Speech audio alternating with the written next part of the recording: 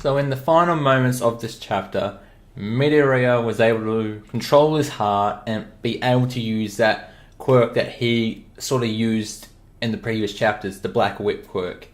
And he actually had control of it and used it to what it was supposed to be used for, catching and grabbing things. And that's what he's realized. This quirk can be used for catching and grabbing if I can control it. If I can control my heart, control my anger, I can be able to control this a lot better. And he's learning. He's learning as he goes along now. But at the beginning of the chapter, we see that Aizawa, Vlad, and All Might are watching the rest of the fight from inside the arena because they went to go stop it. But now they realize that everything's all calmed down, Midoriya's all calmed down, and he's realized, look, it's a quirk thing. Shinzo's calmed him down. He has stopped the quirk. Everything's all good now. So why not let them continue fighting?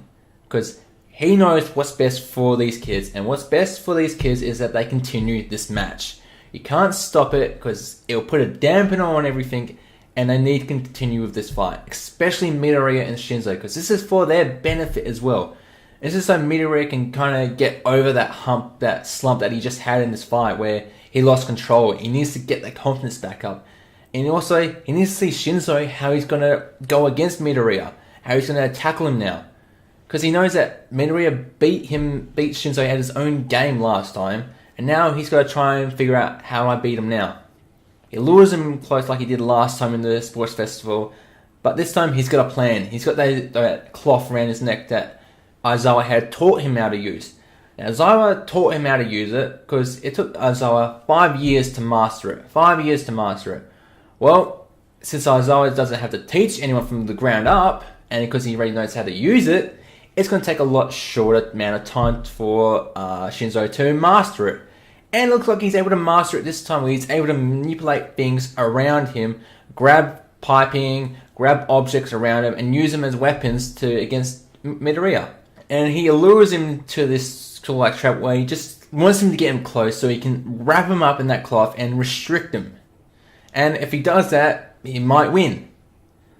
But he doesn't realize. But Midoriya realizes that if I control my heart, I control my anger, and the guy who I was talking to kind of sounded like All Might, like in a calming way, just calm me down, and all the doubt and fear from this morning is all gone now. Because since talking to that guy now, I feel like I have a more understanding of what One for All is now. But before these two go at it, we go back to the rest of the teams, and we have Ashido and Mineta, who do kind of like a combo. A really big combo against Class 1B. And Mineta being Mineta, thinks up a really good plan using his great balls as a sort of like a shield, where it just reflects the object that's being thrown at them. But, all according to plan, it pushed him to Ashido's boobs. And that's just peak Mineta right there. Thinking ahead, playing that 4D chess right there. Mineta was playing 4D chess and everyone knows it. And when I saw it, when I first saw the image, I was like, Mineta actually did something good here. He thought about it. But then the next panel came up and I was like, that's just fucking Mineta right there. That's just peak Mineta. They combine really well to restrict 1B and stop them from moving and stop them from attacking and moving forward with their plan. And it's a really good teamwork by those two. Araka and Midoriya are trying to gather their thoughts and figure out what's their next plan. And Araka says we should retreat, but Midoriya says, like, if we retreat, we lose. We lose if we retreat, and we can't lose here. We need to keep going forward. And just out of nowhere, Monoma comes in and says, "Hey Deku, I've got your quirk." And Deku's like, "He's got One for All?" No. And he's like, "Monoma, don't use it. Don't use it. You'll hurt yourself." And Monoma gets wrecked by Uraraka because she uses her martial arts combat training that she learned in the internship. And she wrecks him. She wrecks him and brings that confidence down a bit. And it's like, and Uraraka's like, "Deku, this isn't the quirk. He hasn't got your quirk. There's no power here. You can't use anything." And Monoma's like, "I must have got a blank then."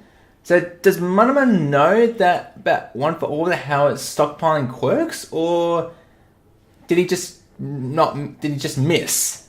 We don't know. It looks like he didn't miss, but what quirk did he grab? Did he grab a quirkless quirk, or we don't know? Did he get the stockpiling quirk? We don't know. We really don't know. We need more answers to that. But overall, this was a really good chapter.